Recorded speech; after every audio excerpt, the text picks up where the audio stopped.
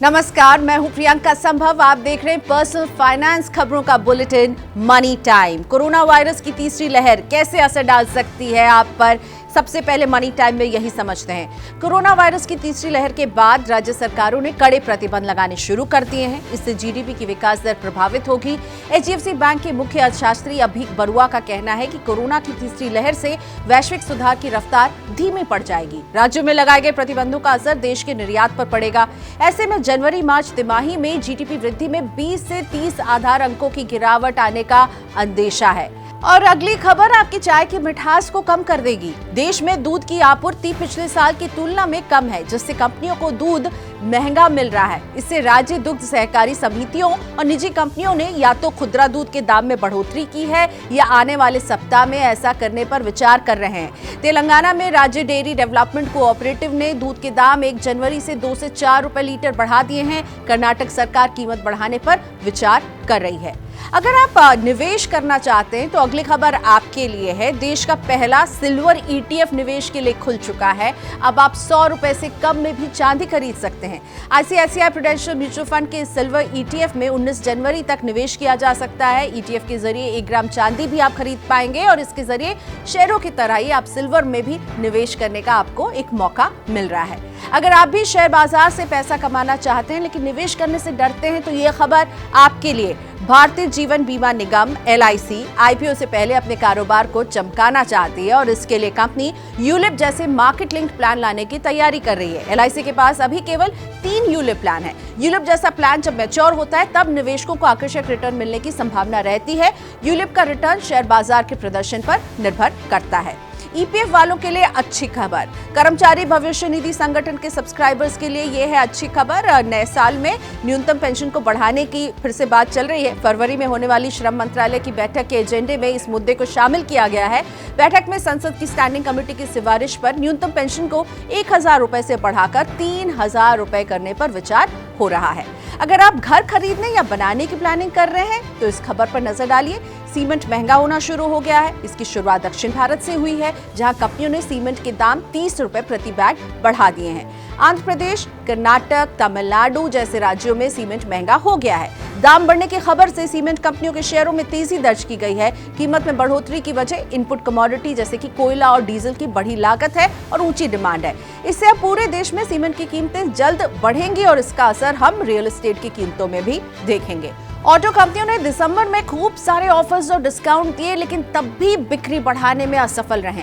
दिसंबर में यात्री वाहनों की खुदरा बिक्री में गिरावट आई है। वाहन डीलरों के संगठन federation of automobile dealers association FADA के मुताबिक यात्री वाहनों की खुदरा बिक्री पिछले महीने 10.91% गिरकर 2,44,639 इकाई रही, जो दिसंबर 2020 में 2,74,605 इकाई थी। सेमीकंडक्टर की कमी की समस्या बनी हुई है। इस वजह से बड़ी संख्या में बुकिंग के बावजूद बिक्री कम ही रही है।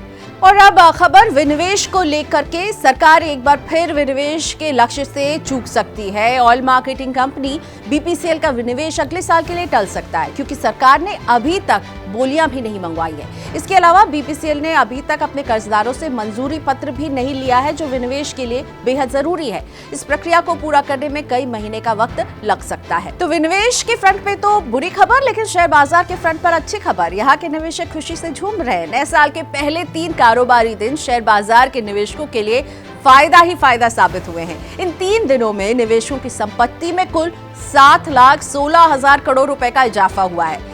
बीएसई सेंसेक्स 367 अंकों की बढ़त के साथ 60,223 पर बंद हुआ। वहीं निफ्टी 120 अंक की तेजी के साथ 17,925 के स्तर पर बंद हुआ है। कारोबार में आईटी, मीडिया और फार्मा को छोड़कर सभी सेक्टोरल इंडेक्स हरे निशान में बंद हुए हैं। अगली खबर क्रिप्टो करेंसी से जुड़ी हुई। Crypto super app crypto wire ने देश का पहला क्रिप्टो करेंसी इंडेक्स IC15 को लॉन्च किया है। ये इंडेक्स प्रमुख क्रिप्टो एक्सचेंज पर लिस्टेड सबसे ज्यादा कारोबार करने वाली शीर्ष 15 क्रिप्टो करेंसी के प्रदर्शन पर नजर रखेगा। कंपनी का दावा है कि इससे क्रिप्टो बाजार में पारदर्शिता बढ़ेगी। वहीं दूसरी ओर सेबी ने म्यूचुअल फंड के क्रिप्टो करेंसी से जुड़े प्रोडक्ट लाने पर रोक लगा दी है। एयरटेल पेमेंट बैंक के लिए है अच्छी खबर। आरबीआई ने एयरटेल पेमेंट बैंक को शेड्यूल बैंक का दर्जा दे दिया है। इसके बाद एयरटेल पेमेंट बैंक सरकार की ओर से जारी अनुरोध प्रस्ताव और प्राथमिक नीलामियों में भाग ले सकता है। केंद्र तथा राज्य सरकार दोनों के कारोबार में शामिल हो सकता है। इसके अलावा वो सरकार के परिचालन वाली कल्याण योजनाओं में भी भाग ले पाएगा। अगली खबर थोड़ी राहत वाली है। ब्रिटिश कंपनी केन एनर्जी ने भारत सरकार के खिलाफ सभी मुकदमे वापस ले लिए हैं। भारत सरकार ने पिछले साल अगस्त में पारित नए कानून में पिछली तारीख से कर वसूलने के प्रावधान को निरस्त कर दिया था। इसके साथ ही संबंधित कंपनियों से कहा गया कि अगर वे भारत सरकार के खिलाफ मुकदमे वापस लेती है तो उन्हें इस प्रावधान के तहत वसूली गई राशि लौटा दी जाएगी। तो इस तरह की खबरों को अगर आप देखना चाहते हैं और समझना चाहते हैं तो मनी 9 के यूट्यूब चैनल को सब्सक्राइब करना ना भूलें और आप मनी 9 में हमारे साथ जुड़ सकते हैं मनी 9 के ट्विटर, फेसबुक और इंस्टाग्राम के जरिए भी। अरबपति कारोबारी एलन मस्क को भारत में लगा झटका। एलन मस्क की भारत में हाई स्पीड इंटरनेट सेवा स्टारलिंक खटाई में पड़ गई है। भारत सरकार ने स्टारलिंक सैटेलाइट को उन 5000 ग्राहकों को पैसा रिफंड करने का निर्देश दिया जिन्होंने कंपनी की इंटरनेट डिवाइस के लिए प्री ऑर्डर दिया था। कंपनी को भारत में अभी सेवाएं शुरू करने के लिए लाइसेंस नहीं मिला है। स्टारलिंक के इंडिया ऑपरेशन प्रमुख संजय भार्गव ने भी इस्तीफा दे दिया है। आपने भी अभी इनकम टैक्स रिटर्न अपना भरा होगा तो कुछ टैक्स पेयर्स के लिए ये है अच्छी खबर। आयकर विभाग ने चालू वित्त वर्ष में अब तक 1.5 लाख करोड़ रुपए का टैक्स रिफंड जारी किया है।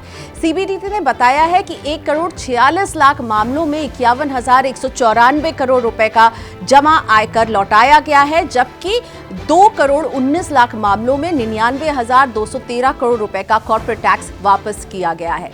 आज की आखिरी खबर घरों की बिक्री को लेकर। देश के शीर्ष 8 शहरों में बीते साल घरों की बिक्री 51% बढ़ी है। हालांकि कोरोना महामारी के कारण कार्यालय स्थल की मांग में गिरावट दिख रही है। नाइट फ्रैंक इंडिया की ये रिपोर्ट हमें बता रही है कि पिछले वर्ष घरों की बिक्री बढ़कर 2,32,903 इकाई रही है। 2020 में 1,54,534 इकाई की बिक्री हुई थी। अब देते हैं आपको स्टार्टअप दुनिया की हलचल। Business to business cross border sourcing और सप्लाई चेन टेक्नोलॉजी कंपनी जिनीमोड ने सीरीज ए फंडिंग राउंड में 52.5 करोड़ रुपए जुटाए हैं। इन्फोएज वेंचर्स के नेतृत्व में अन्य निवेशकों ने इस राउंड में हिस्सा लिया।